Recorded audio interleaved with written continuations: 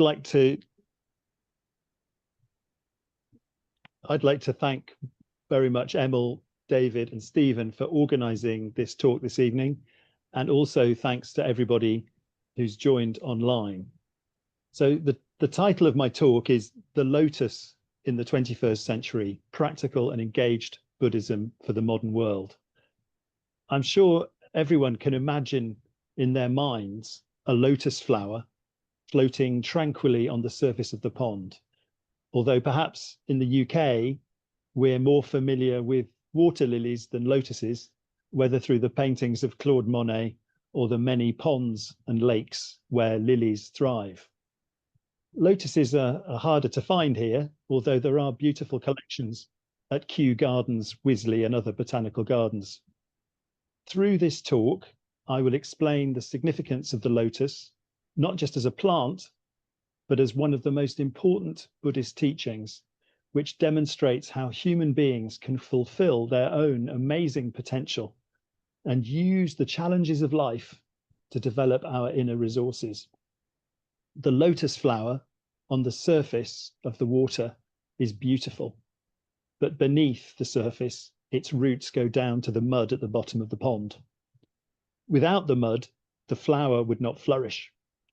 The Buddha used this image or analogy to demonstrate that true Buddhist practice is not separate from daily life, but it's through the experiences of life in the mud of real human experience that we can polish and allow our best characteristics to emerge. So the phrase trust through friendship, peace through trust, which was on the flyer for this talk, is the motto of SGI UK, which as Stephen said, I've been involved with since 1986 and a member from the following year in May 1987.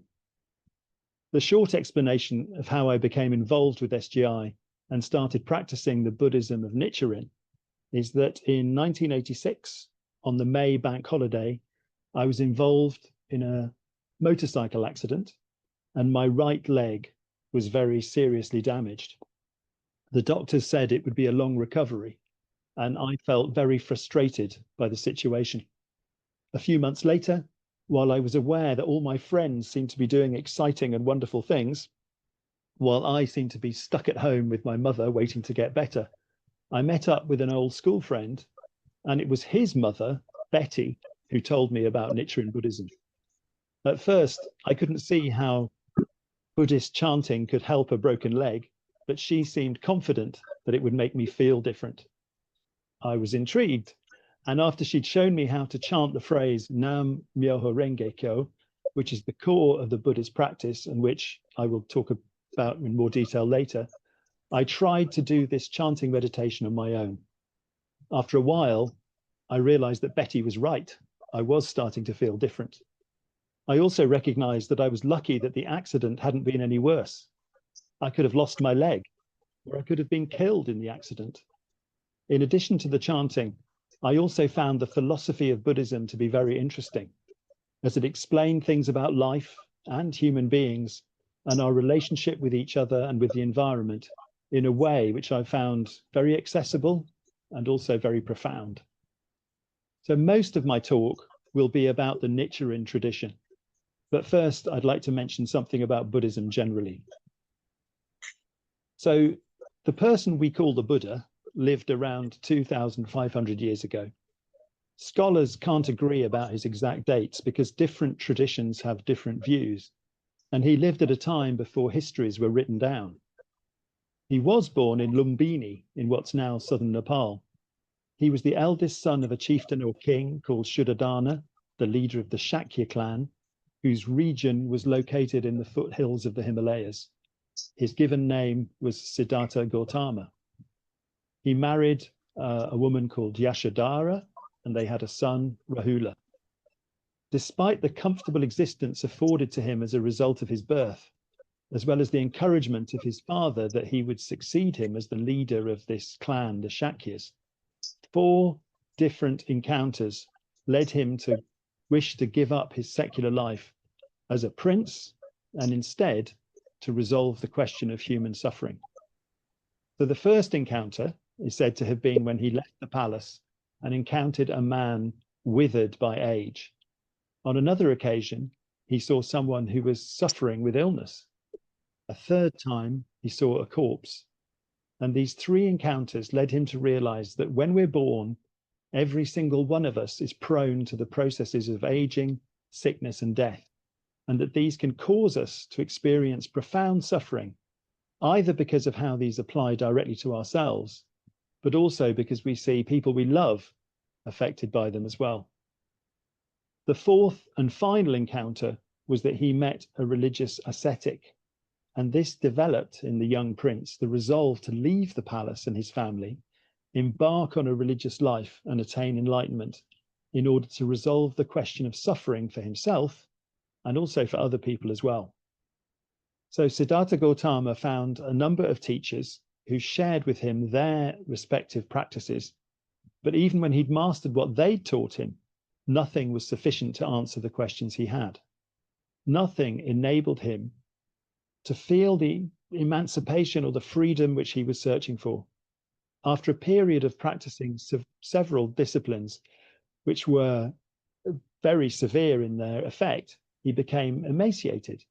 He rejected those practices, and after being given milk curd so that he could recover, he entered a meditation under a peepal tree near the town of Gaya, and he searched for answers to his existential questions through his own consciousness. As a result of this, he suddenly realized that the causes of suffering were already in his own life, as well as the remedy to deal with them. And therefore, it was possible to undergo the cycle of aging, sickness, and death, and yet for them not to be causes of suffering. It's said that he was around the age of 30 when this enlightenment happened. He met up again with previous companions in order to share what he'd understood, and as a result, they started to call him the Buddha, and Buddha means awake or the awakened one. I'm sure that as a prince, he was already a person with some charisma, but these people who'd known him before saw that after his profound realization, he had changed deeply within. From those early days, he taught what would be for many Buddhist traditions the key aspects of their practice. He started teaching what were called the Four Noble Truths, which teach that there is suffering in life, not least because human life is impermanent. It's going to come to an end. That the cause of suffering are things like desires and attachments to impermanent things. And then thirdly, that we can be liberated from the causes of suffering, bringing it to an end. And lastly, that there's a path which people can follow to bring suffering to an end. So that path is known as the Eightfold Path, and it includes 8 points, eight practices: right understanding, thought, speech, action, livelihood, effort, mindfulness, and concentration. In time, while the principles about leading a fulfilled and happy life remain the same, the emphasis on different aspects of his teaching developed. So gradually, a community gathered around the Buddha, and he traveled around what is now northern India and shared his understanding with others. His aunt, Mahaprajapati, who had brought him up when his mother had died when he was a small child, was permitted or allowed to establish an order of nuns, and the Buddhist community expanded as he traveled and taught, and in turn his closest disciples, they also traveled and taught, and the understanding that he shared spread by word of mouth. He died around the age of 80, so some years, 50 years or so of teaching, and it is said that his final words were a reminder about impermanence. He said, "Decay is inherent in all composite things. Work out your salvation with diligence."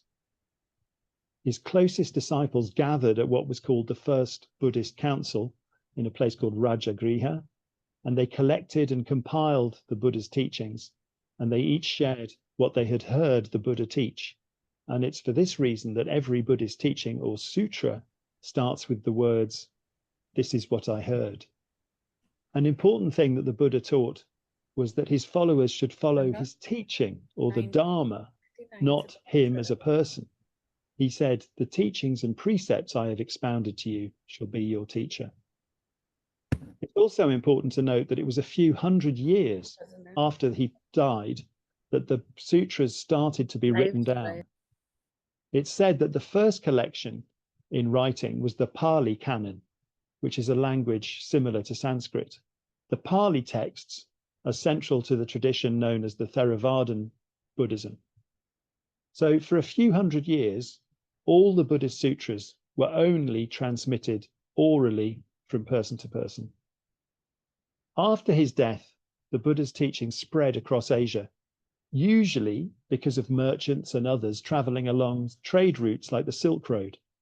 As a result, from the site of where he had mainly based himself, south of the Himalayas, his teachings went south through India to what is now Sri Lanka, east into what are now Myanmar, Laos, Thailand, Cambodia, and Malaysia, north into Tibet and Nepal, and then onto China and towards Korea and Japan in the Far East.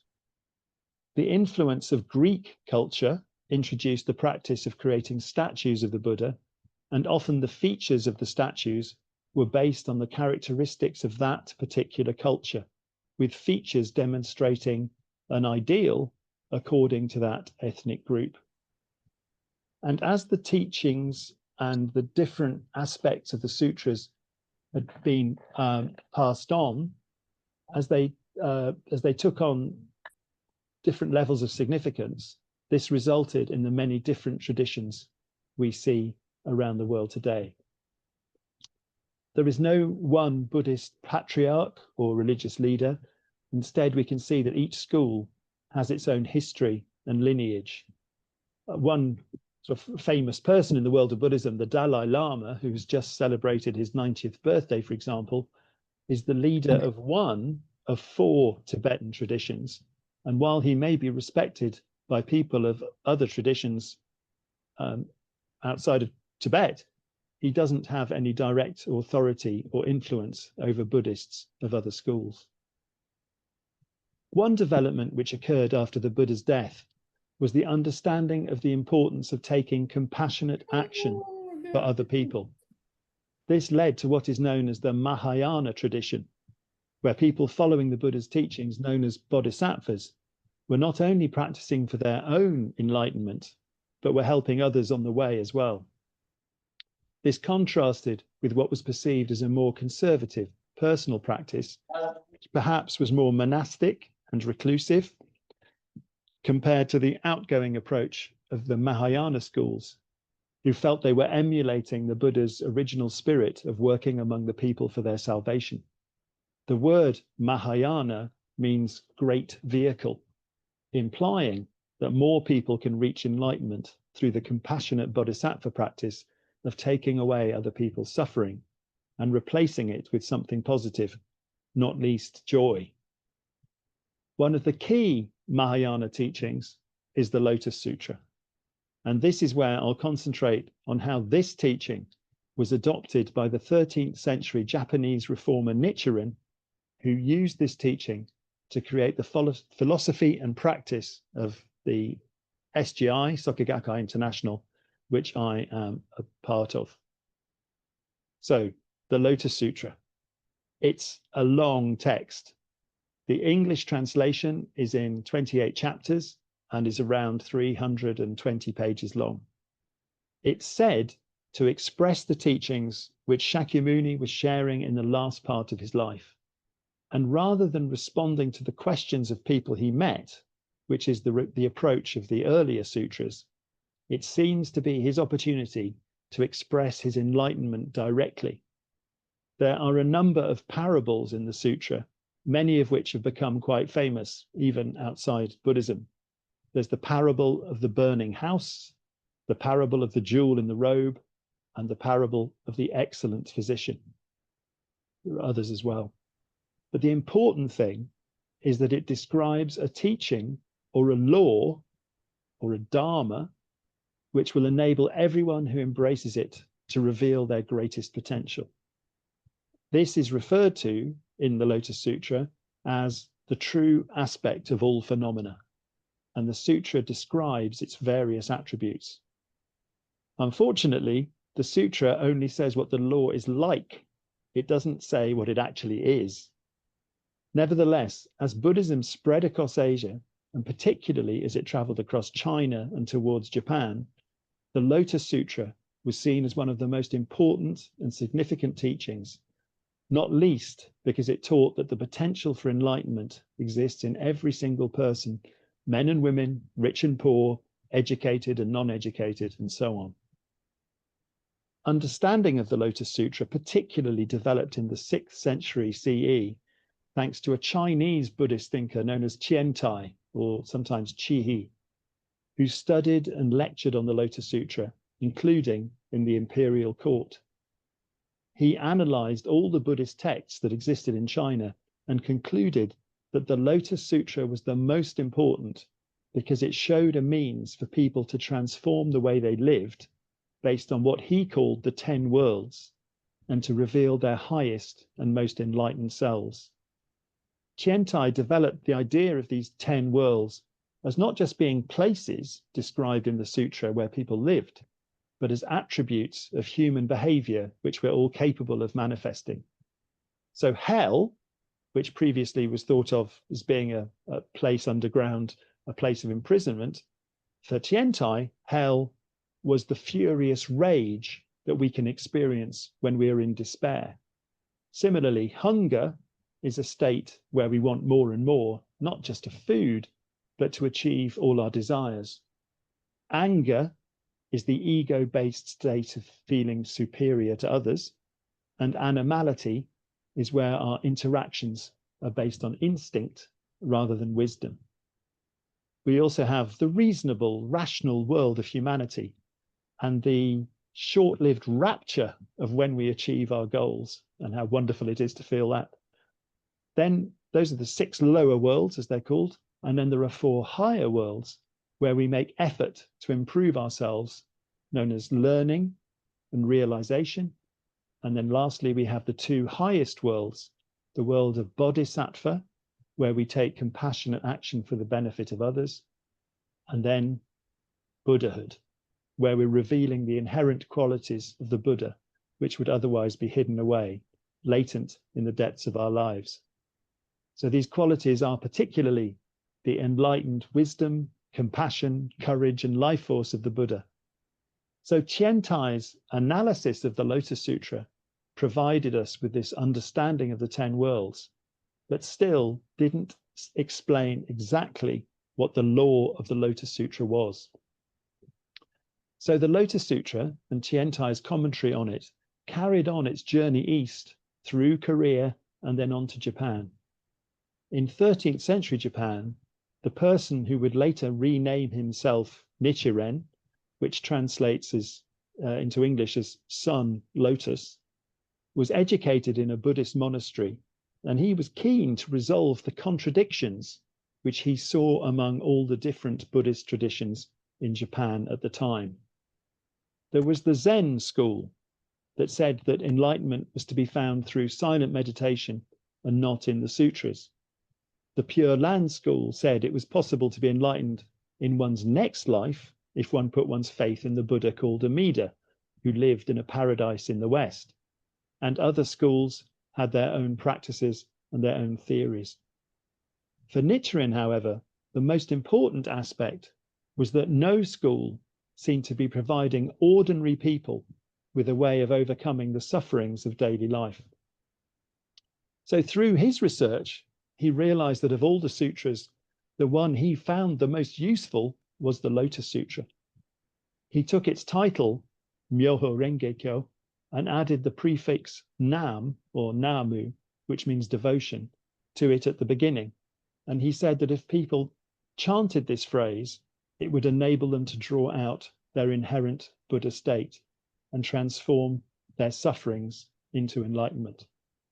So on the 28th of April, 1253, he returned to the temple where he'd received his education, and he gave a talk or a sermon explaining his rationale for this belief.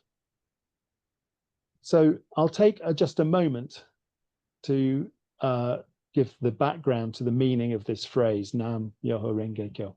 As I said, Myoho Renge Kyo is the title of the Lotus Sutra in classical Chinese, but with the medieval pronunciation that they used in Japan. The earliest known texts of this sutra were in Sanskrit, and its title was Sad Dharma Pundarika Sutra. The great translator Kumarajiva translated the sutra into classical Chinese, and then its title was Miao Fa Lien Hua Qing. But in Japan, this was pronounced Myoho Renge Kyo. The simple translation is, and I'm going to ask now David if you could put up the slides, please, because I've got the first, there's the title page of the slides, and then there's an explanation about Myoho Renge Kyo, hopefully to help people. So the simple translation is the wonderful teaching of the Lotus Flower Sutra. How are we doing? Is this possible?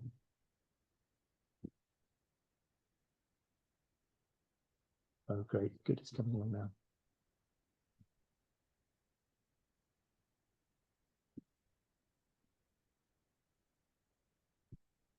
I'll carry on speaking and hopefully it'll appear. So the simple translation of this phrase, Myoho Renge Kyo, is the wonderful teaching of the Lotus Flower Sutra, where Myo means wonderful, Ho means Dharma or teaching, Ren means lotus, Ge means flower, and Kyo means sutra. But with classical Chinese, each character is capable of deeper levels of meaning. So Myo and Ho together express the rhythm of life and death. Myo represents the spiritual aspect of life, which exists before we take on a physical form, while Ho describes our physical existence from the moment of conception through gestation, birth, infancy, childhood, teenage years to maturity, and then as we age into old age. At death, the physical or impermanent and temporary body comes to an end and might be buried or cremated or whatever people choose to do, but the non-physical aspects of life continue.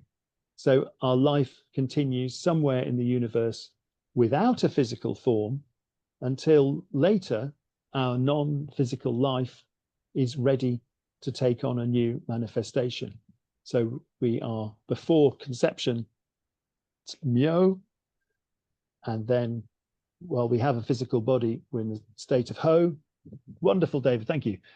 So and then after death, the physical body comes to an end, but our life continues in a non-physical way back to Myo again. The phrase that, so the main aspects of what continue after death are karma, the energy created by the causes we've made in previous lifetimes. The syllables renge, or lotus flower, implies the points I made at the beginning about the lotus flower in the pond, but with its, its beauty comes from the mud at the bottom of the pond. But it also teaches the idea that in Buddhism, cause and effect are not a chain reaction where there's a gap between making a cause and receiving the effect, but they're simultaneous. And this is represented by the choice of the lotus for the title of this sutra. It's one of very few plants which has flowers or blossom and seeds or fruit at the same time. If you think of an apple tree or a cherry tree, we see the blossom in the spring and the fruit appears later in the summer and is harvested for apples, is harvested or scrumped in the autumn. The lotus, however, has seeds at the same time as the flower. So it's used by the Buddha to demonstrate that, contrary to popular belief, the state of Buddhahood which he had attained is not something far away in the distant future for us ordinary people. If we make the appropriate causes, then we can instantly reveal the state which is already latent, or myo, in our own lives. An assumption had developed that human lives were so complicated and we had so many issues to sort out that the possibility of attaining the same enlightenment as the Buddha was considered to be something for the far distant future, and probably in a future lifetime. But the Lotus Sutra clarifies that the potential for Buddha exists here and now. And it's a question not of making causes to attain Buddhahood, but to reveal what is already within our lives. The last syllable, hyo, translates as sutra, but also implies the idea of connection through sound and the interconnectedness of all things. So that's Myoho Renge Kyo. The first syllable of the phrase, though, that we chant, the first syllable, Nam, has a similar root to the greeting we can still hear in India of Namaste, and implies devotion or dedication. So on one level, Nam Myoho Renge Kyo means devotion to the wonderful law of the Lotus Sutra, but it's also the cause to reveal the qualities of the Buddha, the wisdom, the courage, the compassion and life force, which are already in our life. So like the lotus in the pond, the challenges we face in the 21st century are the nutrients which enable us to manifest this enlightened state, and for us to know what it is we need to do to transform whatever particular situation we might find ourselves in. In his writings, Nichiren says that the name of the deepest level of consciousness, the Buddha nature, the name of that is Nam Myoho Renge Kyo. So when we chant this phrase, we're calling the name of our own Buddha nature, and Nichiren tells us that it will emerge as a result. So Nam Myoho Renge Kyo on one level refers to the law of the Lotus Sutra, but Nichiren Daishonin says that it is an expression of the law of the Lotus Sutra. So having taught this in April of 1253, Nichiren was immediately criticized by the other existing Buddhist traditions who disliked his view of their practices, and also by the governing authorities who saw that he could cause trouble by encouraging ordinary people of even the lowest social class to challenge their circumstances. So for the rest of his life, the next 30 years or so, he was in danger of attack from one source or another. He was exiled twice. He was even taken to be executed, but thanks to a surprising appearance of a bright light flashing across the sky, the executioner who was supposed to cut off his head felt he was unable to do so. Eventually, the authorities gave up trying to silence him, and he retired to the mountainous area called Minabu, where he trained his successors and wrote letters and treatises explaining why Nam Myoho Renge Kyo was such an important teaching and it's relevant for this age. So many Buddhist traditions have a statue of the Buddha as a focus in their prayer halls or temples. Nichiren, however, felt that while this may encouraging people to seek the teachings of the Buddha, it was much more important to devote oneself to the Dharma or the law, which is the cause for a person to become enlightened, rather than to look at an image of someone else who's become a Buddha, which is a manifestation of the effect. So Nichiren created a mandala, or a focus for meditation, which is based on script. And he used classical Chinese calligraphy with the phrase Nam Myoho Renge Kyo in the center and other characters representing the 10 worlds, which I mentioned earlier. So when someone decides that they want to commit to practicing Nichiren Buddhism, they're able to receive a transcription of this script mandala, which we call the Gohonzon, and enshrine it in their own homes as the focus for their daily practice. The time that Nichiren lived was a dangerous time for Japan because the Mongols, the Mongol Empire, was intending to invade the islands of Japan. There were all sorts of difficulties, including inflation, poor crop harvests, and terrible inequalities. And there was effectively the danger of civil war. In one of his most important writings, which in Japanese was called Risho and Kokuron, he wrote a dialogue between two people about how the country had found itself in the mess that it had and what could be done about it. The fact that this text is written as a dialogue is important because this is one of its messages, that the best way to resolve a conflict is through heart-to-heart dialogue. At the start of Risho and Kokuron, one of the participants, the guest, is very anxious about the prospects for Japan, but the other participant, the host, is confident that things can transform. By the end of the dialogue, the host has managed to convince the guest that there is hope, and the guest determines that he, in turn, will be able to encourage others to have hope as well. So the title of this thesis is important. Risho is about adopting a philosophy based on the dignity of life, based on the existence of Buddhahood in every human being. And Ankoku is about the peace of the land. Many people assume that to create a peaceful land, we have to change the external aspects of society, whether the structure or the systems in how society is governed. The point Nichiren is making is that just changing the externals will not result in long-term change. We need people to change in their hearts if we expect to see a sustained and peaceful world.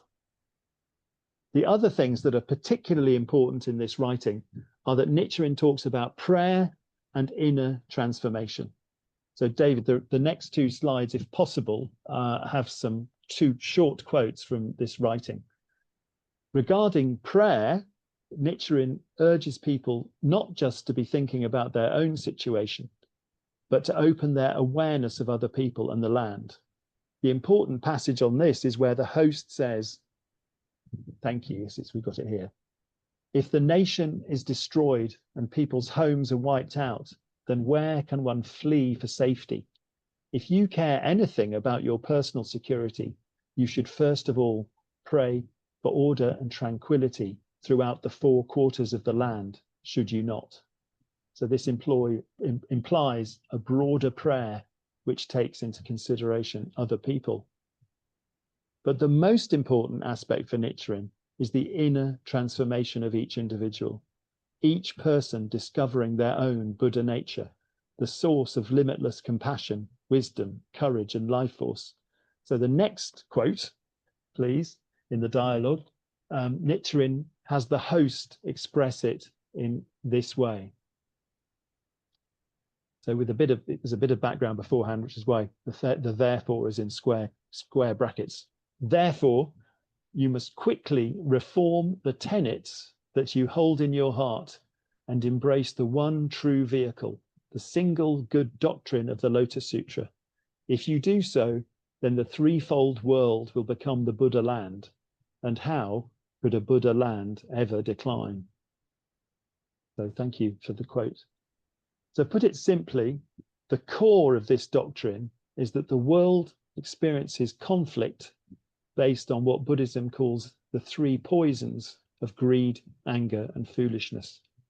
Reforming the tenets that we hold in our hearts means reducing these 3 poisons and increasing the ability for each person to reveal their enlightened compassion, wisdom, and courage. We can describe reforming the tenets in our heart as an inner transformation. And I'll come back to this in the last part of this talk. So I'm now going to jump 700 years or so to the early part of the 20th century, when a lay movement based on Nichiren's teachings was created in Japan. 2 educators, 2 teachers, Tsunasaburo Makaguchi and Jose Toda, who practiced Nichiren Buddhism, saw that the philosophy that Nichiren explained provided an interesting approach to education, and particularly primary school education. In 1930, they started a society for teachers and educators called the Society for Value Creating Education. Their approach was radically different to the learning by rote approach taken in Japan at the time, which was teacher-centered. Makaguchi and Toda wanted to put the child at the center of the education process and to spend as little time in the classroom as possible. So in the classroom, they would share a principle, and then they and the children would leave the school and go out into the community to see this principle put into action. So this approach was very popular with the children and their parents, but it was too radical for the authorities. And then in time, as Japan became involved in the Second World War, the militarist government adopted Shinto as the state religion and took measures to restrict freedom of thought, expression, and religion. As a result, Makaguchi and Toda were imprisoned for their views, and Makaguchi would die on the 18th of November 1944, exactly 14 years to the day after they had started their value-creating education society. Toda was released in July 1945, so just around about a month before the dropping of the bombs on Hiroshima and Nagasaki. And he was released into bomb-ravaged Tokyo. And he decided to create a society not just for educators, but for anyone who wished to join, which would apply the principles of Nichiren Buddhism in their daily lives. And that, instead of being the value-creating education society, his organization was called the Soka Gakkai, or the Value Creation Society. Toda was an excellent communicator, and he realized that one of the problems with raising awareness of Nichiren Buddhism, which describes the possibility of revealing one's state of Buddhahood in this lifetime, was the problem was that for many people in Japan at that time, their understanding was that a person would have to die before they could access that spiritual goal. They thought attaining Buddhahood as an ordinary person in this lifetime was therefore impossible. So Toda adopted a phrase to describe the benefit of Nichiren Buddhism without giving the impression that you had to martyr yourself. And the phrase he used was Ningen Kakume, or the human revolution. So this is a modern way of expressing what I referred to earlier from Nichiren's writing. That phrase, reform the tenets that you hold in your hearts, or an inner transformation. So human revolution is therefore the goal of Soka Gakkai and Soka Gakkai International, an inner transformation to base oneself more on the enlightened aspects of life rather than the negative ones, and to see a change in society as a result, with people treating each other with respect, because we see the potential in every person, even if they might not be able to see it themselves. Another principle from Nichiren's writings, which became popular inspiration in the 20th century, was the idea that winter always turns to spring. What Nichiren meant was that because our environment is a reflection of what we have in our hearts, as we undergo the inner change of human revolution, we're able to transform difficult or challenging situations we find ourselves in. So conflicts can become harmonious, situations can be improved, value can be created. So to put it simply, as we change, the world changes. So starting with just a handful of people in 1945, this revised organization, the Soka Gakkai, or Value Creation Society, grew rapidly in post-war Japan, because not only did it give people hope, but it also provided a mechanism for them to develop their inner resources and transform their circumstances. In September 1957, shortly before his death, Toda made an important declaration for the abolition of nuclear weapons, and this has been an important theme for Soka Gakkai activities for peace ever since. By the time Toda died in 1958, there were more than 1 million members, and under his successor, Daisaku Ikeda, the membership soon reached 3 million, and then later more than 10 million members, and then now around 10% of the Japanese population.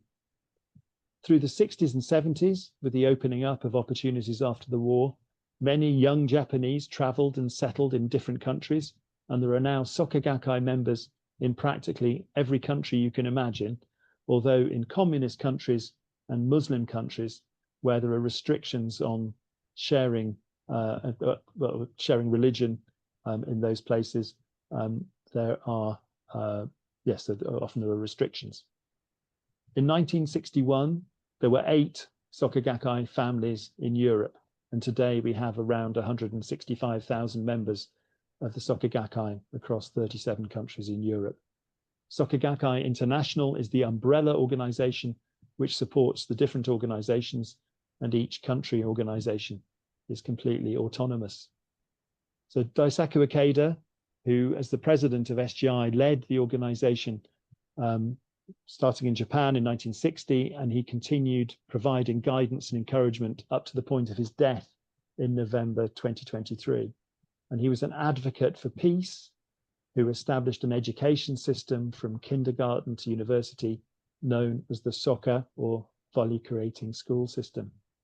He's written many things, but in particular 2 series of books, one called The Human Revolution, which describes the post-war development of the Soka Gakkai under Jose Toda, and then The New Human Revolution, which describes the worldwide development of Soka Gakkai International from the time when he became president.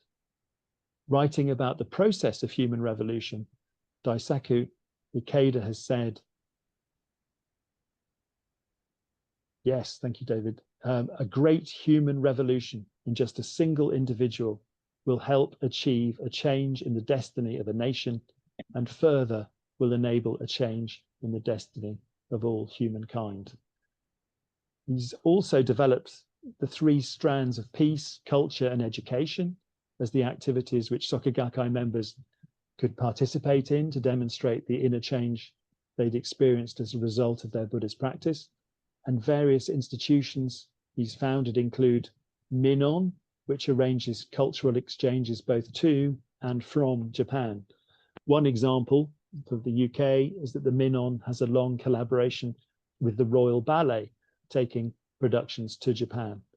And similarly, in the other direction, Japanese performers have had the opportunity to be exposed to international audiences through touring abroad under the auspices of Minon. He founded the Tokyo Fuji Art Museum to hold international exhibitions of art and sculpture, and he created the Toda Peace Institute to conduct research into conflict resolutions and peace initiatives.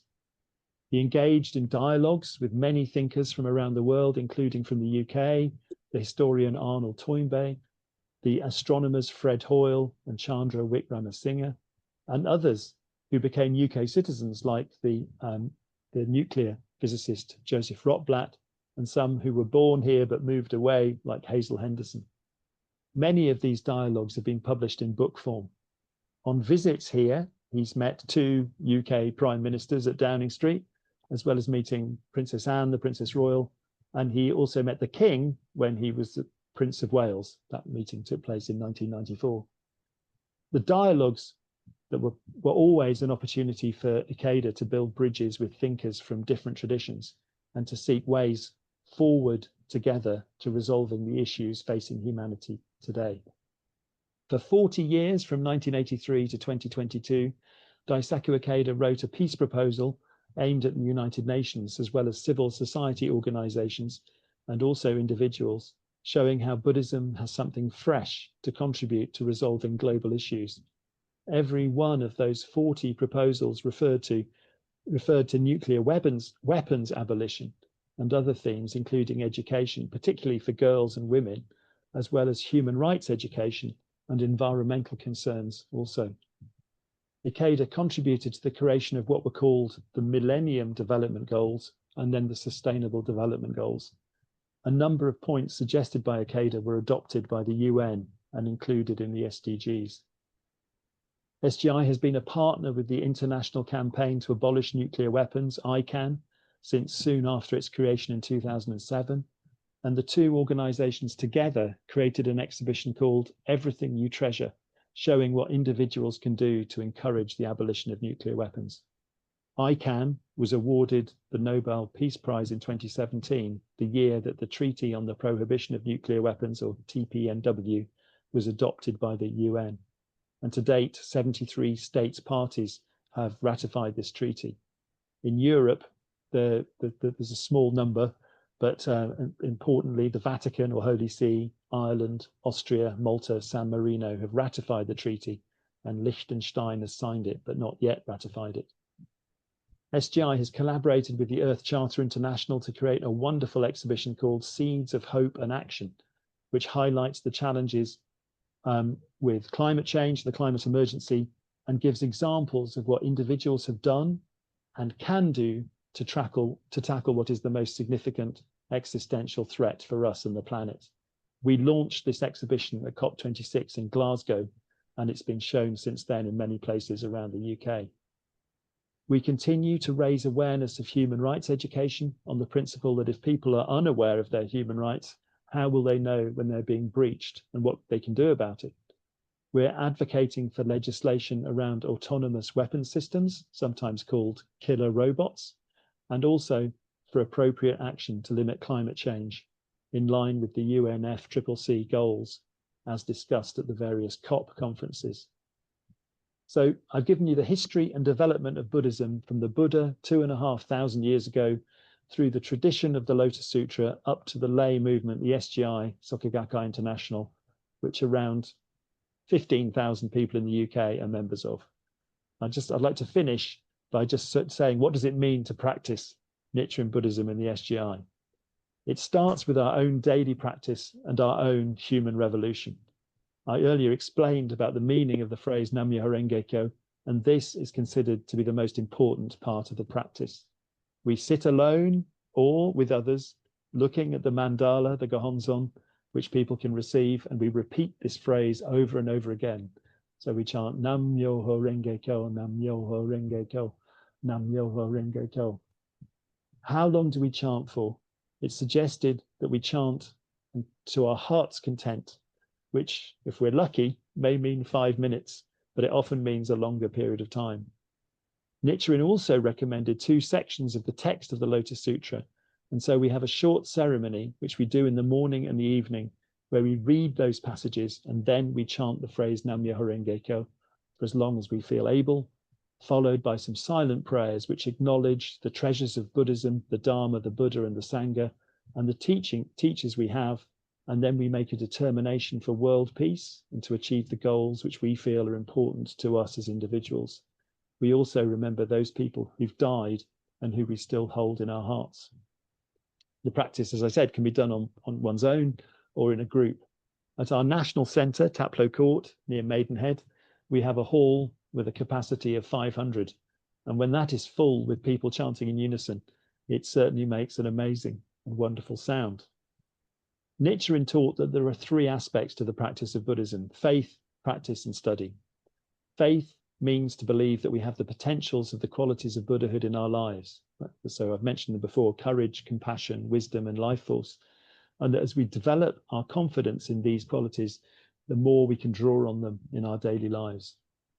Practice is something we do for ourselves so that we can become happy, but it's also for other people to help others awaken to their potential. And so that we can all together resolve our problems. And study is to deepen our understanding of Buddhist principles so that we can recognize what's going on in life and react accordingly. Every member of SGI is a member of a local district, which on average would have around 15 people, say, who are practicing, and a few people in the district will be asked as volunteers to take responsibility for arranging and leading meetings for those people. Usually these take place in people's homes. A meeting may have some chanting, some encouragement, and then be the opportunity for people to share how they've used their Buddhist practice in their daily life. The most important event in our monthly schedule is the discussion meeting, which is the opportunity for guests to come and hear about Nichiren Buddhism and how it's relevant for daily life. There's usually a theme or a topic which would resonate with everyone, and a moderator will invite people to share their views on that topic. It was going to those meetings, which are very informal, where I saw the wide range of people who are members of SGI and heard about the way they apply Buddhism in different situations. And it was that led me to want to become a member myself. I mentioned study. This is something that can be done on one's own, but there are also opportunities to study with other people. There's usually on the schedule a study talk once a month, looking at some of the texts which are important to us and how they apply today. And also we have some study courses where people can meet in small groups and discuss the meaning of Buddhist principles and deepen their understanding. If people wish, there's an exam they can take at the end of the course. Sometimes there'll be meetings where people just get together to chant. and it's a wonderful and invigorating thing to chant with other people. You get into the rhythm, it helps, yes, to calm your thoughts, but also inspiration invariably emerges from within your own life. Often our meetings are the opportunity for people to contribute in a creative way. So it's not unusual for us to have music or singing or some other performance at different meetings.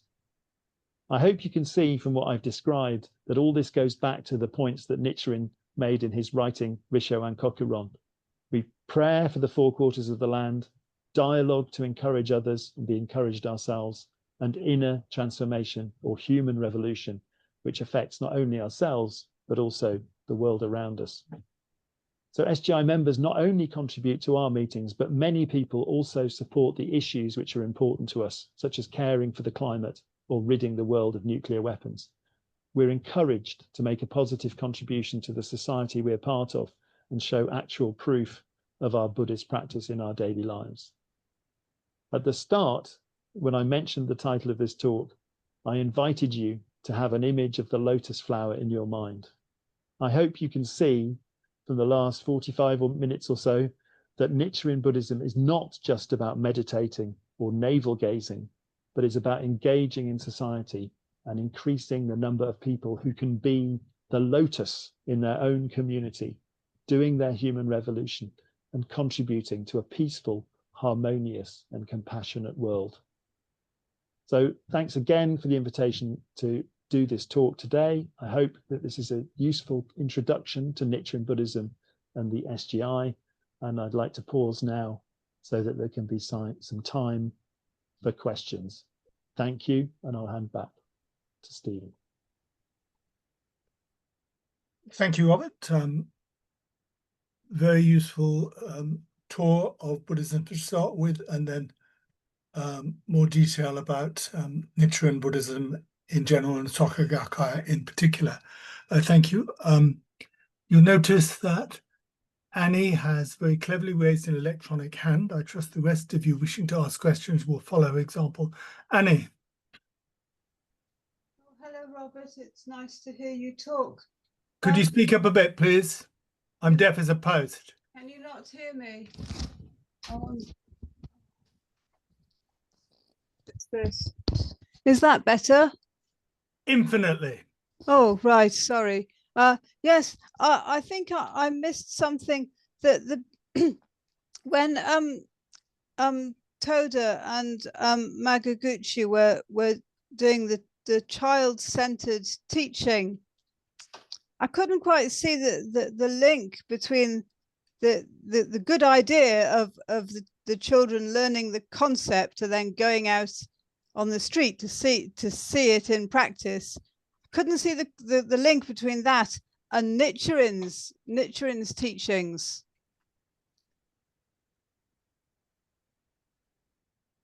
As my understanding is that it was that the heart of that, rather than the expectation of the Japanese education system at the time, was to inculcate children in a particular way. And what Toda and Makaguchi wanted to do was to create an environment where children could really flourish.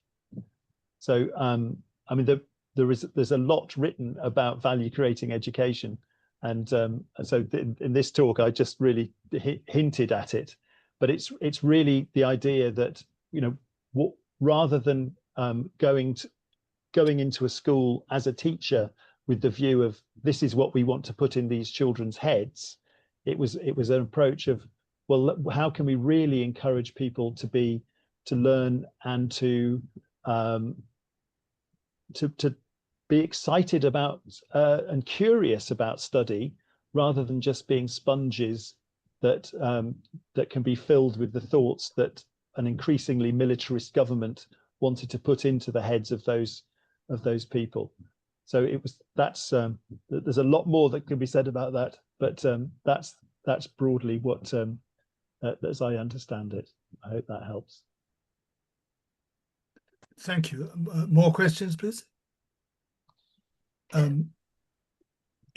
If not, I have one. Louise.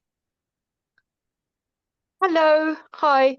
Thank you, Robert, for that absolute masterclass of going through the history of Buddhism, but also talking about the Soka Gakkai and Nichiren Buddhism. I wondered if you could say something about, I've always been amazed how the teachings relate so much to modern life, and with everything that's going on at the moment, a lot of people can feel very overwhelmed. And I wondered if you could say something about how Nam-myoho Renge Kyo can support someone in today's modern society with the overwhelming amount of information we get, and you know, just hearing about the suffering that is happening worldwide. Well, thank you. Yes. I mean, life is getting increasingly complicated. And with, yes, we have sufferings now that probably in the Middle Ages, in the medieval periods, they couldn't imagine. But we've been able to resolve some of the things that were sufferings for them. I mean, I mentioned the phrase that Nichiren used: winter turns to spring. Winter always turns to spring. And of course, he's adopting that, in a sense, trite statement about something that happens naturally in nature. But it's really to encourage us that we have extraordinary potential in our lives. The reservoir of Buddhahood is we're encouraged to develop our confidence that it is limitless, and that we can draw on those resources of courage, compassion, wisdom, and so on, in order to resolve the problems that we find ourselves in. So many of the world's problems are created by humans, and if we created the problem, we can also find the resolution. Sometimes, though, with our minds, we can't. It's very difficult to see how we can deal with tyrants or tyrannical ways of behavior. But nevertheless, these are, you know, there is a human created problems. There must be human resolutions that we can find, and we can draw on our resources to have the courage to take action, the wisdom to know what that action is, and the compassion to make sure that it is valuable for not only ourselves and other people. So yeah, very challenging times, but we need to have hope. And Daisaku Ikeda encourages us that, you know, if we're struggling to find hope, then it's, you know, hope is a decision. If we decide to be hopeful, we can create hope, and we can start to see the way. And we start where in our particular community, we start in our environment. And those small groups that I mentioned, the basic district or discussion group, is an incredibly important way to realize that there are other people out there who share concerns and share a desire to see things done differently. And it's very encouraging when we realize how many people there are who want to see a change. So it's when we feel overwhelmed, it's often because we feel isolated, and we feel that there's nothing we can do. Well, the philosophy of Buddhism, and particularly Nichiren Buddhism, really encourages us to recognize that we have extraordinary potential, and it's just a question of bringing more and more of that out in our daily life. Very important question. Thank you, Louise. I hope I hope there's a bit of comfort in what I've said in the last few minutes. Thank you. Thank you, Robert. Iama. Yes, thank you. Excellent lecture, thank you. Going back to the correlation within the Annie's question, I assume the linkage could be that, according to what I heard, the Nichiren Lotus, no schools seem to be providing help to all the people. So that correlates with the two scholars that more or less put together that during war, children are the ones that are extracted to do that kind of things. by governments, by people who are warlike in sense. So throughout practice, through teaching them from a younger age that they have confidence and the hope is a decision, I assume that could be the linkage that I can see myself. If anybody can expand.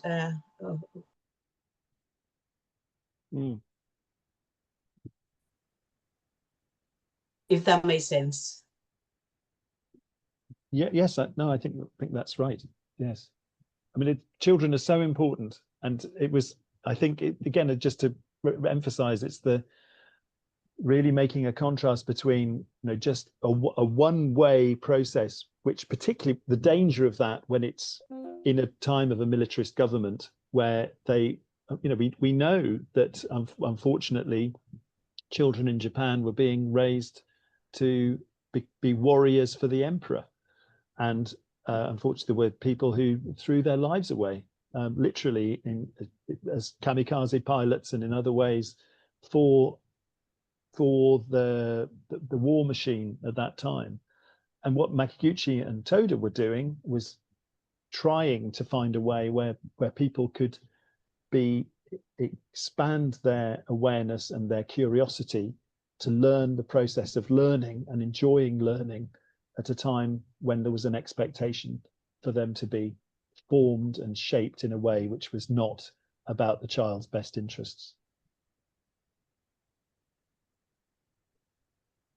Thank you, Irma. Thank you, Robert. Rhiannon, please. Hi. I just wanted to, I've been thinking a lot about the fact that President Ikeda obviously passed away a while ago, and how do we ensure that the people that are introduced to Buddhism now, after the three presidents have passed, what's the best way that we can ensure that the spirit of mentor and disciple continues and continues and continues, like through generations? I just feel like it's such an important thing to convey, and I just wondered if you had any thoughts about that. Thank you, Rhiannon, and thank you for joining this talk this evening. Thank you. Yes, well, that's a very important question for us as members of SGI, and I appreciate you raising that. And I think that the heart of our task is to recognize the value of reading and studying and discussing the treasures that we've been left. There's an enormous amount of resources from the three presidents of the Soka Gakkai, Makiguchi, Toda, and Daisaku Ikeda, and the way to really by absorbing it ourselves and putting it into practice, and sharing with people who are members of SGI, but also raising awareness. Probably, I know there are many people at this talk tonight who are not members of SGI and who are interested, perhaps because they're involved in education, religious education, and talking, and perhaps are introducing Buddhism in their curricula. But it's hopefully valuable to recognize that there are different traditions of Buddhism, and Nichiren Buddhism is one perhaps that hasn't been so widely raised in the UK, but that also that the activities of the Soka Gakkai are putting Buddhist principles into practice in a way which, in terms of peace, culture, and education, is an interesting development. And Daisaku Ikeda's thoughts on that and writings on that are a useful contribution to that discourse. So so Rhiannon, I think there are two ways of looking at your question. One for people who are members of SGI as we are, but also raising awareness for people who are not in SGI but who might be interested in our activities, and then we can let them know that there's lots of resources that might be useful. Thank you. Thank you, Rhiannon. Thank you, Robert. Robert, most of the large religious movements across the earth, of which Buddhism is, of course, one of them, tend to lay focus upon the teachings of a founder, Jesus, Muhammad, Guru Nanak, Baha'u'llah, Moses, etc. Some schools of Buddhism I've spoken to, people have told me almost that any believer has in her or himself the ability to become a Buddha, and others have tended to revere the person of Gautama as a special person, and that however close we might get, we could never quite reach that level. Where does Nichiren stand on that, Nichiren Buddhism? I think it's a very, very important question. I mean, yes, there are many traditions of Buddhism, and there are different interpretations and different emphasis put on different collections of teachings. So, as I mentioned in the talk, of course, a very brief talk, given the enormous quantity of books and things written about Buddhism. But I mentioned the Pali Canon, and which is the text for the Theravadan tradition, and then I mentioned some of the other schools and Nichiren's view about about what they were doing, particularly in terms of making Buddhism accessible to ordinary people. I mean, for Nichiren, Shakyamuni Buddha had a really important role in that he had found that one thing I've not I haven't mentioned the word God in this talk at all until this moment. I mean, the thing about Buddhism is that the Buddha was looking within his own life for the answers, rather than looking outside for a creator or at an external force. He was looking within his life for the answers. And Nichiren absolutely recognized the importance of Shakyamuni for thinking in a religious way from that perspective, that the answers lie within the human being, innate, inherent within the human being. And so Nichiren acknowledges Shakyamuni's function, but he also recognizes that the Lotus Sutra talks about an eternal Buddha.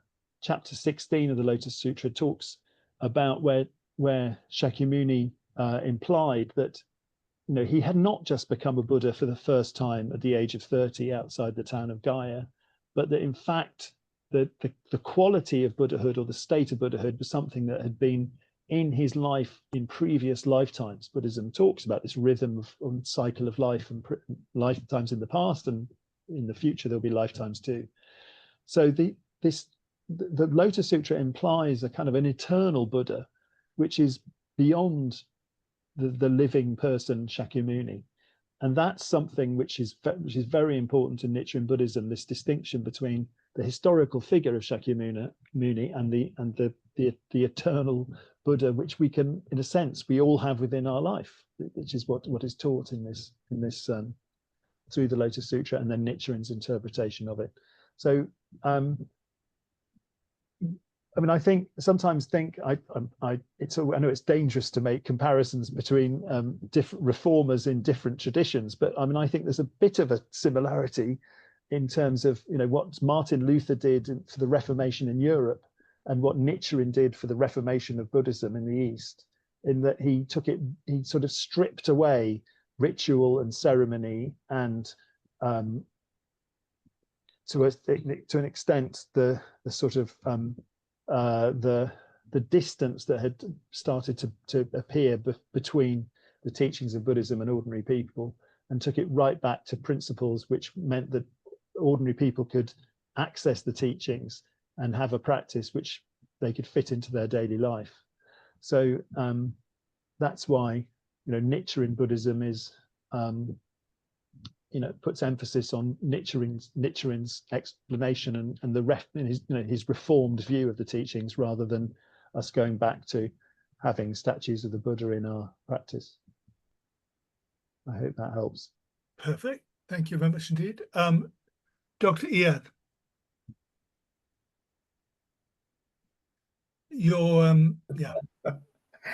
that was really interesting. Thank you. Could I please ask if you tell us a bit more about the meaning of reaching Buddhahood? And if I understood it correctly, let's say, mainstream Buddhism says it will be reached in a further life, but with this Nichiren Buddhism, you can achieve that or reach it in this life. I hope I understood it correctly. I'd like to understand that a bit more. Thank you. Thank you. So yes, I've again in this short talk given floated over this topic. But yeah, the idea is, and the principle I mentioned quite early on in the talk was about the 10 worlds, 10 life states that we all have, and that many of us are kind of dominated by what Buddhism calls the lower worlds. So I define them very quickly, but hell, hunger, anger, animality, humanity or tranquility, and rapture or sort of joy. And but the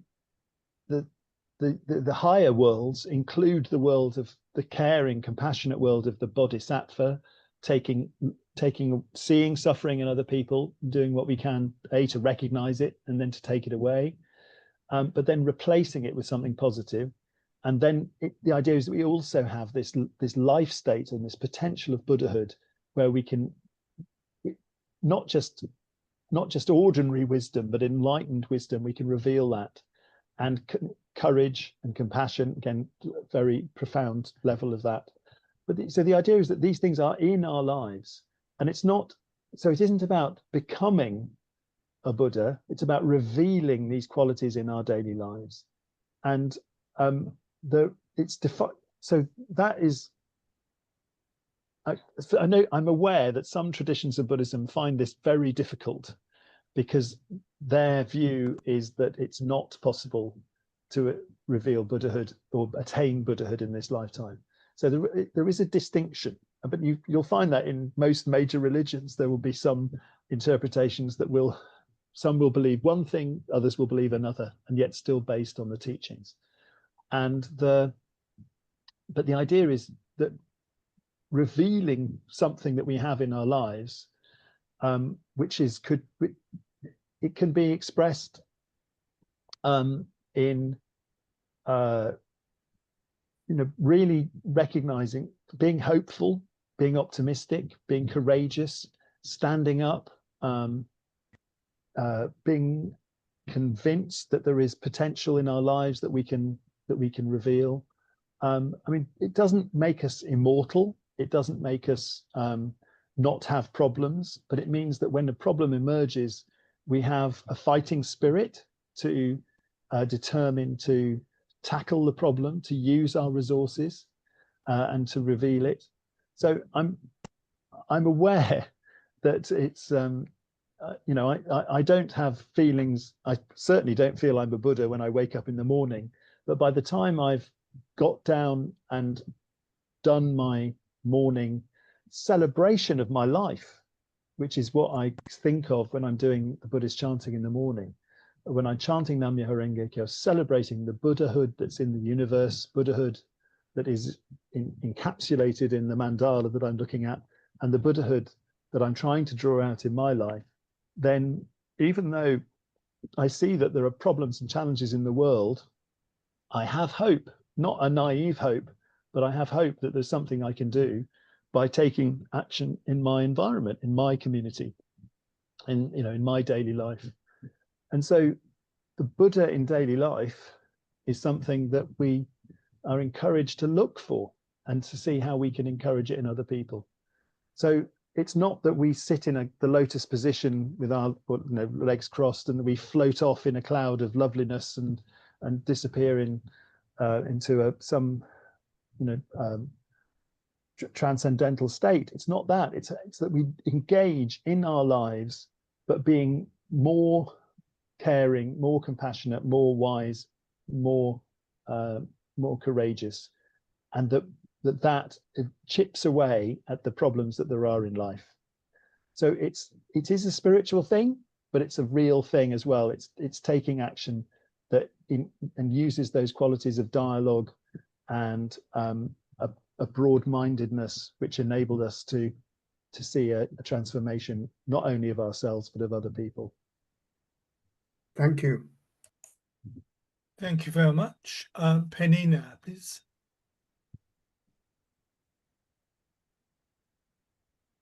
Penina. Okay. Sorry. Thank you, Robert. I think I sort of joined halfway, so you might have already spoken about. I came in, someone was asking about the mentor-disciple relationship, and I was curious about your thoughts around when there was the transmission gap, or maybe I might be misinterpreting it, but I'm thinking about 1282 when Nichiren Daishonin died, and then when we look at our art of living, the next bit that we see is the birth of Makiguchi. So that means that in between that time and that time, there was obviously the priesthood, because we know that there was teaching still being transmitted through Nichi Shonin and Nichi Mokushoku, so Nichimoku or whatever. But why was there such a big gap? What was going on at that time that really hindered the progression of the transmission of this practice during that time until Makiguchi then picks it up, and then we see a continuation in a mentor-disciple relationship in the three presidents that have now gone?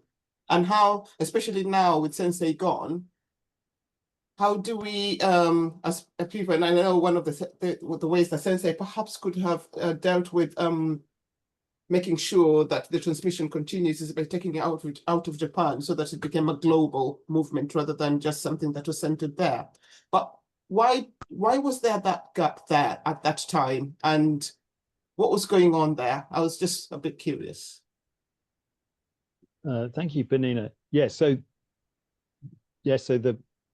suppose I made some big jumps from, I started 2,500 years ago with Shakyamuni, and then to 13th century Japan. Well, I did that with a stopover in China around the time of Tiantai, which is around about 600 CE. And then I went to Nichiren, and then I went to the 20th century. So yes, there was a 700-year gap. And the history of how Nichiren Buddhism was in Japan is something that's a big topic. And and there's, again, probably I could do another evening's talk on that. But for the purposes of this evening, I did those jumps in order to kind of cover as much ground as possible to many people who are hearing about this for the first time. But 700 years, yes, Nichiren's Buddhism was part of the menu of the schools and traditions of Buddhism that existed in Japan, and yet Nichiren's scope was global. He was thinking about, he used an expression, Jambudvipa, which was a term which really implied the whole world. So he was really looking and thinking about how society could change. So it started with the civil strife and the problems in 13th century Japan, but he really had a view on things changing for the whole world. And then but the story gets really picked up again in the 20th century. So yes, apologies for not doing every staging post along the way, but I think it's, if we look backwards it's what has really made Nichiren Buddhism become a global movement. It was the development, firstly in Japan in the 1930s, of the Soka Gakkai, and then particularly when Daisaku Ikeda as the president, who was able to create a worldwide network of people right across the globe. So I hope that goes some way to answering your question. Yeah, thank you, Robert. I mean, it has to be said that for more than 200 years of that period, no contact was allowed between Japan and the outside world anyway. Emma. Yes, Natalia, thanks for the fantastic talk. And she asks, why do you think that Nichiren Buddhism is relatively unknown in the UK compared with other forms of Buddhism? I'm a new practitioner in SGI since February this year, and it has changed my life. Before being introduced to it, I had only ever heard of Zen Buddhism or Tibetan Buddhism, despite reading widely and being interested in philosophy and spirituality. Is that part of our education or culture? Thank you. Thank you. Yes, very, very interesting question. I think partly because of the UK's influence in certain countries. So of course, we had colonial connections with India, Pakistan, Afghanistan, Sri Lanka, and other countries. So I think it's for historical reasons. We know about certain traditions of Buddhism.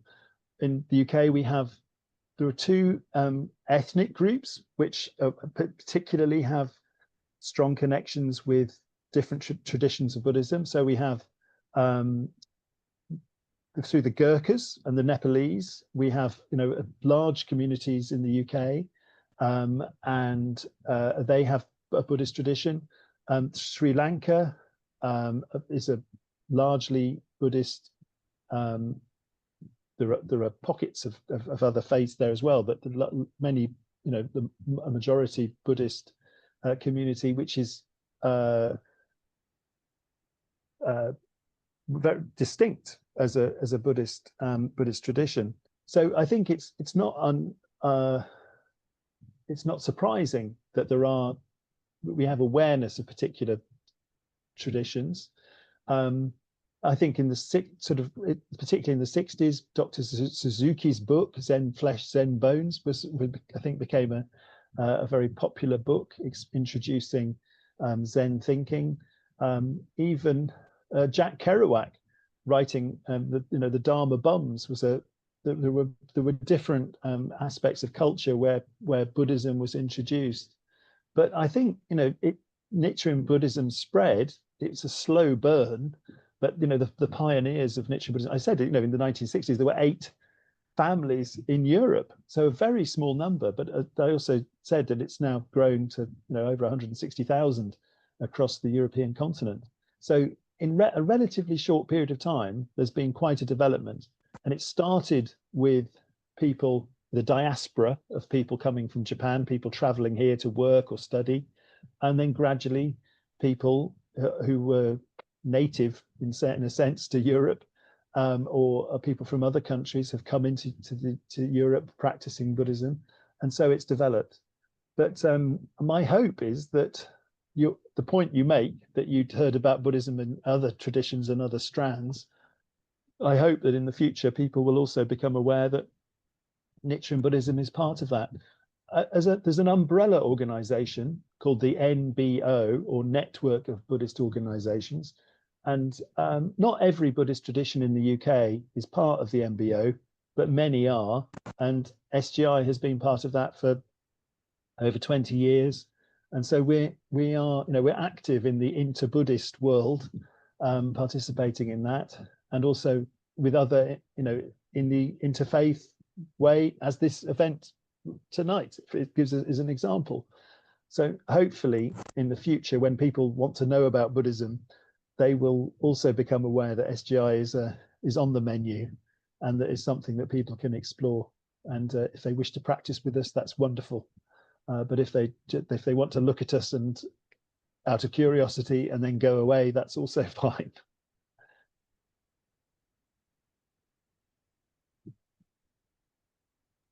Sorry, thank you, Robert. Thank you, Emil. I'm going to give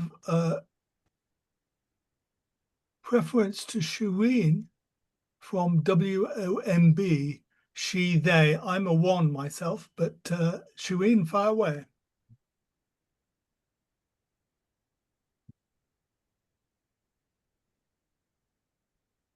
Can you hear me okay? Yes. Oh, great. Thank you. Well, first of all, thank you very much for this opportunity and for facilitating such an illuminating evening. And thank you as well, Robert, for what Louise called a masterclass, but it's really uplifting to hear. So my questions involves the element of interfaith, really, and how lots of traditions and faith traditions will focus on the purity of their teaching, upholding morality, and as the means to peace. And some of those elements, say, could involve the gay community, and denying rights to gay people, saying that gay people are unnatural and immoral. And of course, there's the death penalty in some countries as well. So I just wondered if you could illuminate on the on Nichiren Buddhism's position on this, and how, like, different approaches we can take when we sit in interfaith communities or interfaith work, but there may be these quite strong polarities of difference. Thank you, Shireen. Yeah, I mean, I think it's a very interesting challenge.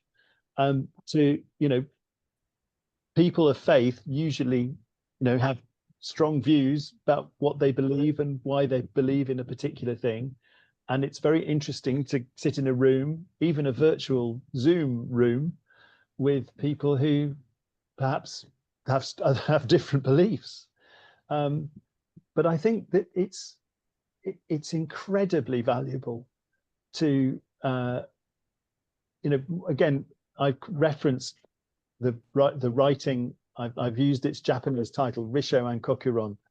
You know, and I said that one of the things that Nichiren was emphasizing through that dialogue was the importance of dialogue, and that I think interfaith is a wonderful process for expressing, you know, what we believe, but also being open to understanding what other people believe, why they believe it, and, you know, how we can move forward together.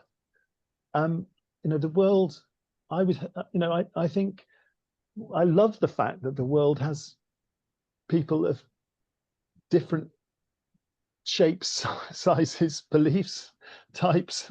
I think that's one of the wonderful things about it, that we have this rich understanding. I mentioned the Lotus Sutra has various parables. There was one I didn't mention, which is the parable of the medicinal herbs. And the principle is that there are all these grasses and trees and plants and all these different things, but they're all nurtured and watered by one type of rain, and that yet all these different plants grow and manifest and show their beauty and their inherent qualities. So this is a wonderful idea, and it's in terms of diversity, it's a very, very important message. So that, you know, you've mentioned you know, how whether some faiths might embrace people in the LGBTQIA plus community and others might find that challenging. But so diversity, both in terms of how diverse people can be, but also how we respond to that, is a very important aspect. So I think it's the most important thing is to be sitting in a circle with people and having dialogue and seeing how we can move forward together. It's such a powerful tool to be able to listen and to share and to deepen our understanding. And that's the benefit I get from being part of interfaith groups. And those, I know some people here tonight are part, you know, local to Maidenhead, the Windsor and Maidenhead Community Forum, which is an amazing example of an interfaith community. And there's ongoing sort of dialogue exercise and process there of really having the opportunity to listen to other people's faiths, what they believe about life and death or other topics. And, you know, it's fascinating to see what other faiths believe and how they express it. But I'm very happy with my understanding, and I'm, you know, I want to learn from other people. But that, in a sense, in the most beautiful way, that deepens my understanding about what it is that I'm believing. But I've also learnt about what other people have and their beliefs are, and that's a useful thing. I hope that helps. Yes, it's just that I do realize a lot actually, and I see it like being in the room, you know, with the cloak of compassion, and being able to listen and understand. It's just that I know that Buddhism really does emphasize the value of dignity of life, and when there is this emphasis on killing people for the sake of a tradition. I find that it's very difficult to sit with, let's put it that way, personally, and I'm sure some people do too. And so that's why I was keen to hear an approach on it. So being able to, I mean, some people would say you advocate for the change in the law. It's like nuclear weapons, you advocate for change, but based on respect of other people's view. It's a what's the word I'm looking for? It's a delicate matter of, let's say, of respecting people's views and at the same time advocating for change and for the dignity of everybody's right to life. It's a delicate Okay. matter. Let's do our best. Sorry. Thank you ever so much, Sharon, and thank you ever so much, Robert. We have 3 more. We're going to stick with those 3. I'm going to let my old friend Rhiannon go next. Oh, thank you. I'm sorry to have another question, but as it's we're talking about an interfaith, which is an interfaith-based discussion. I thought this might be relevant because I often talk to other people who are of different faiths, and you know, I find it very interesting that they're praying and they are, you know, living based on faith, you know, in God through whatever faith they're in, and having their prayers answered, you know, as am I in front of the Gohonzon. And I wanted to know, you know, is it thinking about, you know, the concept of God, which we don't do really in Buddhism, is it offensive, you know, to think about God as a completely non-religious force that is equally non-religious as it is religious? And my mission, you know, as a bodhisattva is equally to do with God as anyone else's is to be a Muslim or a Jewish or you know, just a yogi or something like that. I mean, I don't, without thinking about it as an external being, but I just find that because whenever I say no, we don't have God as a concept, it shuts the conversation down. And I just sort of wondered, you know, is that an offensive way to have a conversation in terms of Buddhism? Sorry about that question. Don't hate me for this. Thank you. I think is it offensive? Then perhaps that's a question for other people who believe other things. But I mean, I think I'm always looking for links. I'm always looking for connections. I'm looking for similarities. I'm looking for ways that we can work together. So connections and moving together. That's the kind of key aspect, I think. We all have views of, you know, of all sorts of different things. Yes. We believe not, you know, we believe, we put our faith in a law, the Dharma, the teaching at Nam Myoho Renge Kyo, which we believe, you know, is in everything. And there's definitely a link with people, you know, in the Abrahamic faiths who see the divine in everything. So there is a parallel, but there are similarities, but there are differences.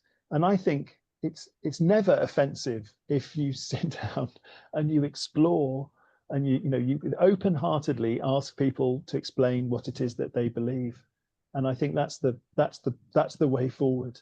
And I think I always come away thinking I've learned something, but it's also encouraged me in that, you know, Buddhism has a really interesting way of explaining the way the world is put together and how human beings can relate to each other and how we can develop ourselves to be better versions of ourselves. And hopefully the person I'm having a dialogue with will also have some curiosity to understand what the Buddhist perspective is. So it's I'd never say I'm right, you're wrong. I say I believe in this philosophy. What do you believe in? And where can we find the parallels and the links and the connections? That's the important thing. Thank you, Robert. Thank you, Ian. Tintin, Tanta, as they say in Hello. Belgium. Yeah, it's perfect. Thank you. It's Li Fu. Thank you so much, Robert. I just would like to ask you if you could expand on when you mentioned about the concept of Nichiren Buddhism, or time without beginning, and the eternity of life, please. Thank you very much. So I'm laughing because I know it's an enormous topic, and I think we've been here a long time. But no, great. Yes. So, I mean, science is telling us that 13 billion years ago the universe started with a big bang. That seems to be this current, if I'm up to date with what physicists are saying. For the Buddhist view is that there is a cycle of life going on. There's emerging out of latency, things become manifest. I talked about myoho, and I just talked about human life. Life seems to start with conception, through at the embryonic stage, infancy, childhood, teenage years, maturity. We get old, our hair goes grey, things drop off, and eventually our life comes to an end. And then that's the end of the physical life. But then something continues. There's a continuation in a non-physical way. This is what we're told in the Buddhist teachings. So from latency to being manifest and latent again, this cycle continues in the same way that we're awake and then we go to sleep, and then we're awake and we go to sleep. We need to be asleep in order to recharge, and then we can be awake and active. And so this applies not just to human beings, but to all phenomena. So the Buddhist, I think, the Buddhist view is that it's not that everything started with the Big Bang. That was the beginning, in the sense of the conception of this physical universe, and that there will be a time when that physical universe comes to an end, but the energy, the spiritual energy of life will continue, and it'll be the myoho principle will apply to the universe in the same way that it applies to our emotions emerging. We're calm and relaxed, and then suddenly anger emerges, or joy emerges, or something else emerges. Myoho is working on us in all sorts of incredibly interesting and wonderful ways. And so the eternity of life for us as Buddhists is to have this conception both of the present moment of what we're doing and how we can cause to emerge the amazing creative qualities of the Buddha in our daily life, but also that we have this view of where we've come from, but not to dwell on that, but also our vision of what we're going to do in the future, to create a valuable world where everyone can fulfill their potential, whatever their background.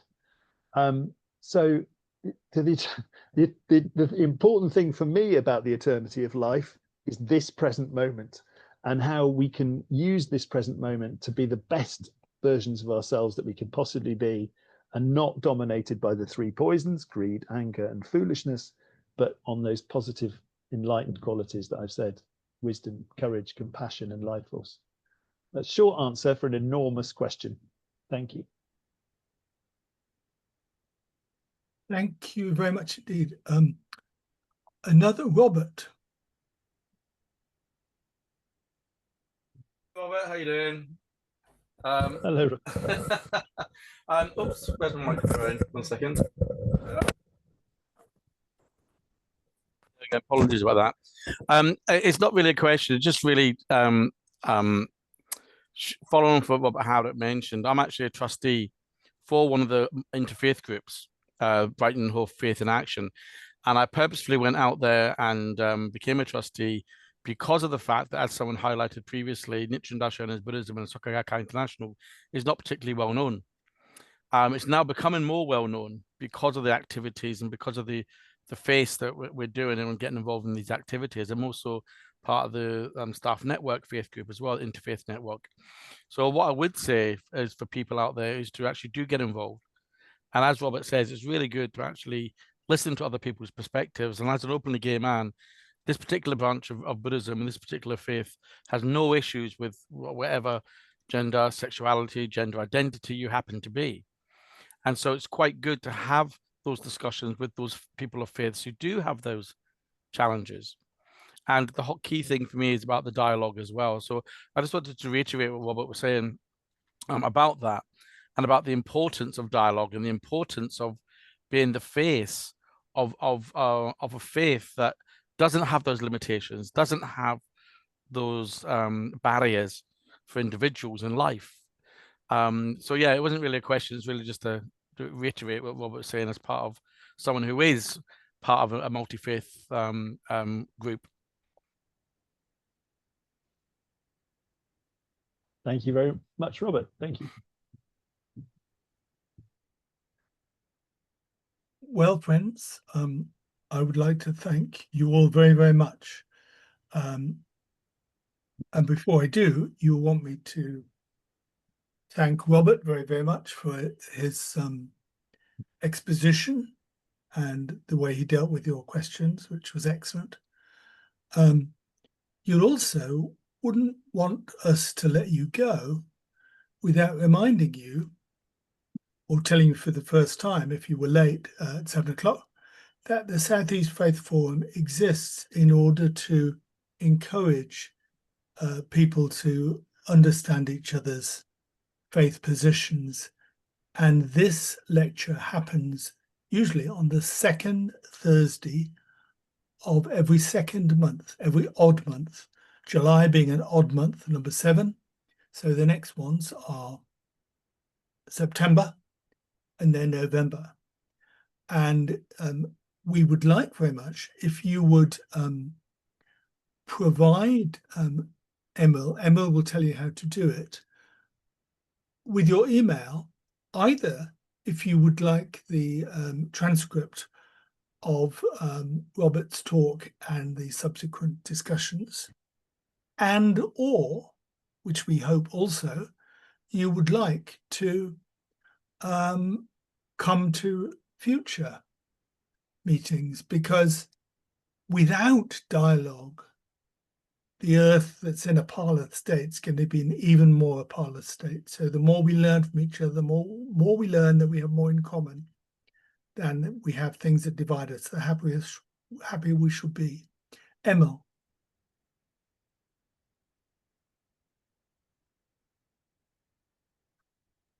Yes, thank you. I put my email address in the chat line. If you would like to hear from us about the lectures in the future, and or if you would like to have the recording of Robert's incredibly interesting and valuable conversation, so just send me an email, ml@art-beyond-belief.com. That's my day job address, so don't expect CF1. I'm the CF's communications officer, so you would be hearing from me if you want to be involved. Thank you very much. So thank you. Thank you, Robert, and thank you all for coming. And thank you, David and Emil and Iad, for making this possible. From the Southeast Faith Forum, I thank you all and wish you all a good evening. Thank you. Thank you so much. Yes, thank you. Very wonderful. Thank you.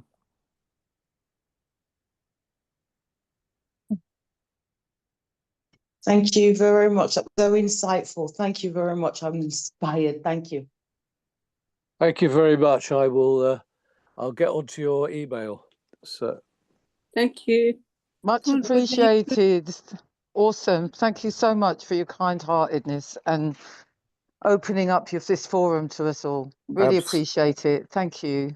Absolutely. Thank you. Thanks so much, Robert. Great to see you. Could you repeat the email for me, please, because I can't see it in the chat. Okay, I'll put again. It is ML, EMEL, all lowercase, EMEL at ART hyphen BEYOND hyphen BELIEF.com.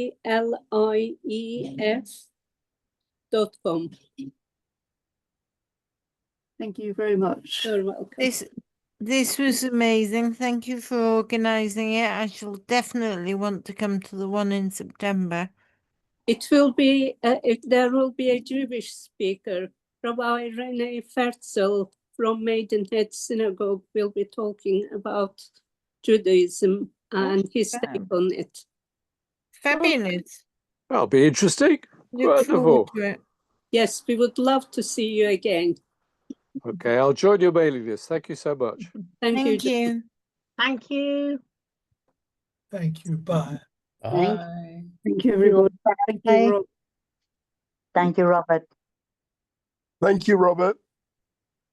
Thanks, Robert. Thank you Au so revoir. much. Bye. Thank you.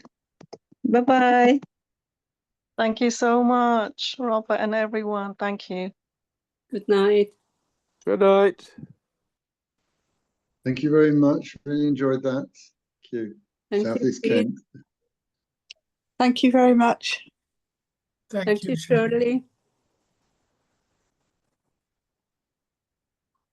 And who else?